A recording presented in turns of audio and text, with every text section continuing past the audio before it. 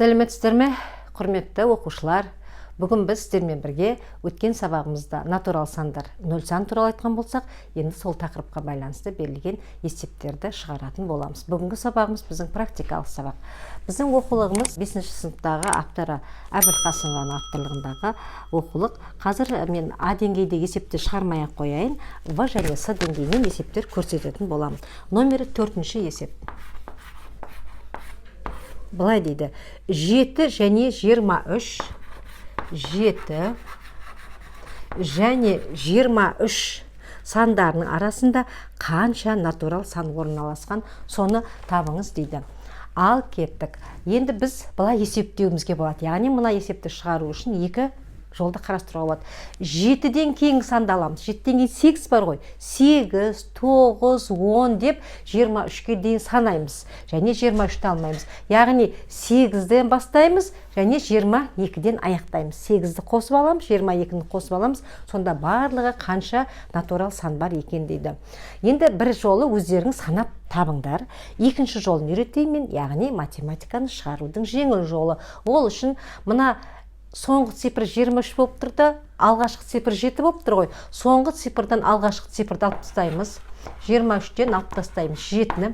Және формула бар, алып тастаймыз 1-ді.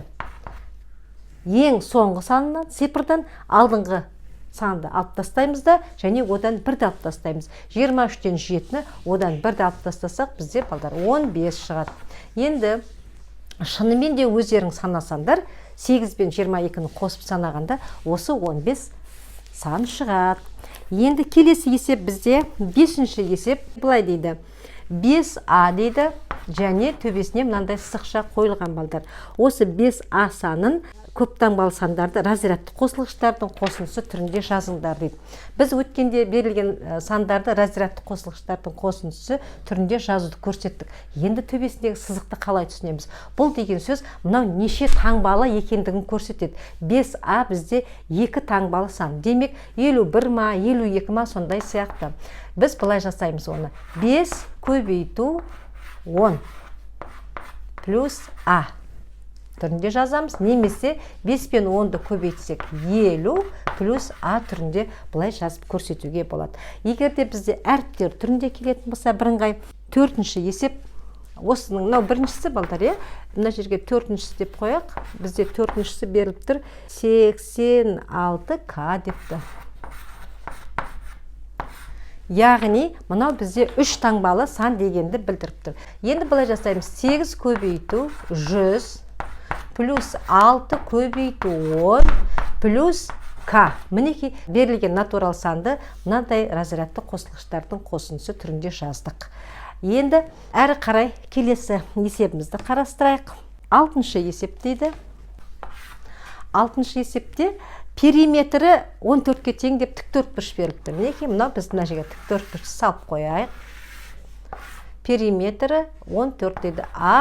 Енді тіктөртбұрыш болғандықтан, құрметті оқушылар, біз білеміз, қарама қарсы қабырғалар тең болады. Мына қабырға А болса, оған қарсы қабырға да А, В-ға қарсы қабырға ол да В. Ал периметр деп біз нені айтамыз? Периметр деп барлық қабырғаларының қосындысын айтамыз. Бізде 2 А қабырғасы бар және 2 В қабырғасы бар. Соны қысқаша түрде А қосу В деп, және 2-ке көбейтсек периметр шығады.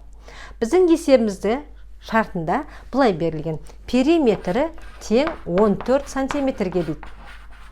Енді есеп айтады: мына тіктөртбұрыштың қабырғалары қандай натурал сандардың қосындысы түрінде келіп тұр дейді. Яғни қандай натурал сандар түрінде көрсетіліп тұр мына қабырға. Егер периметр 14 болатын болса, соны тап дейді. Ал енді біз жазайық: А плюс В, мінеки жаңа формуламыз ғой, көбейту 2 тең 14-ке. Енді сантиметр жазбай-ақ қояқ, есеп шығару барысында сосын жазамыз. Енді А плюс В қосындысы неге тең? Мына жерде қосындысы жақшаның ішіндегі санды табу үшін 14-ті 2-ге бөлеміз. 14-ті 2-ге бөлсек, бізде 7 шығады. Ал А қосу В тең 7-ге болатын. Енді осы жағдайларды қарастырамыз. Қандай 2 санды қосқанда 7 шығып отырады? Бізде ондай шарт мынандай екен. Мысалы, А тең болсын 6-ға дейік, В тең болады ол кезде 1-ге. 6-ға 1-ді қоссаң 7 болады. Екінші, а тең болсын 5-ке, онда в тең болады 2-ге. Үшінші жағдайды қарастырайық. А тең болсын 4-ке, онда в тең болады 3-ке. Енді а 3-ке тең болсын, в 4-ке тең болсын деген жағдайды қарастырмаймыз.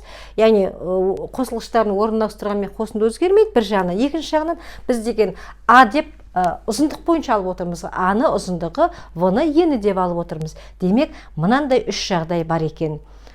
6-да 1, 6 мен 1-дің қосындысы түрінде жазуға болады. Неке, былай жазып отырсақ, 6 мен 1-дің қосындысы түрінде жазуға болады. 5 пен 2-ның қосындысы түрінде жазуға болады. Және 4 пен 3-дің қосындысы түрінде жазуға болады. Мінекей, демек біздің мына тіктөртбұрышымыздың қабырғалары осындай жағдайлар болғанда ғана оның периметрі 14-ке тең болады екен. Енді құрметті оқушылар, біз С деңгейден бір есеп қарастырайық. Енді С деңгей болғандықтан ол бізде күрделірек болады, е? Ал номерін жазып қояйық. Номері 7-ші есеп. Мынадан бұлай бүйтіп бөліп қояйын. Бұлай дейді: 3а және 4а сандарының арасында қанша натурал сан орналасқан дейді. Мінекей біздің мына 4-ші есепке келіп тұр. Бірақ бұл жерде нақты сан көрсетіліп тұрған жоқ, көріп отырсыңдар балдар. Нақты сан көрсетіліп тұрған жоқ. Мына 3а мен 4аның арасында деп тұр. Енді дәл жаңағы үйреткен әдісті пайдаланайық. Бірінші, ол әдісті жазғанда біз былай жазамыз: 4адан алып тастаймыз 3аны. Және алып тастаймыз 1-ді. Қазір осыны есептейміз. Ол үшін алдыменен 4а жіктеп алайық разрядты қосылғыштарға. Мынау 2 таңбалы сан, 43 па, 44 па, сонда біз білмейміз. Сондықтан 4 көбейту 10 деп аламыз. Плюс а. 4-ті 10-ға көбейтсек бізде 40 болады ғой. 40 плюс а. Мінекей болды, жіктеп болдық. Енді 3а. Оны да осылай жіктейік. 3 көбейту 10 плюс а. Тең. 3-ті 10-ға көбейтсек 30 болады ғой. Және плюс а. Енді біз есептің шарты бойынша 4а минус 3а деген орнына мына сандарды алайық. Яғни 40 плюс а.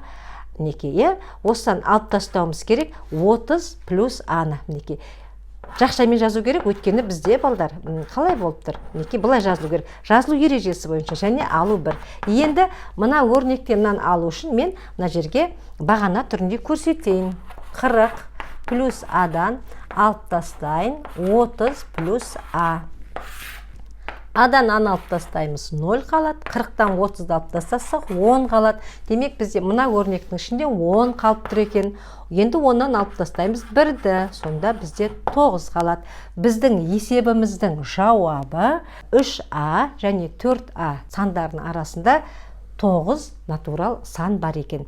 Және мынаны ескертіп өтейін, құрметті оқушылар. Білуіміз керек. Мысалы, 7а деген кезде төбесіне сызықша қойсақ, онда ол 2 орын сан дегенді білдіріп тұр, 2 орын сан. 7 көбейту 10 плюс а, немесе 70 плюс а деген болып тұр.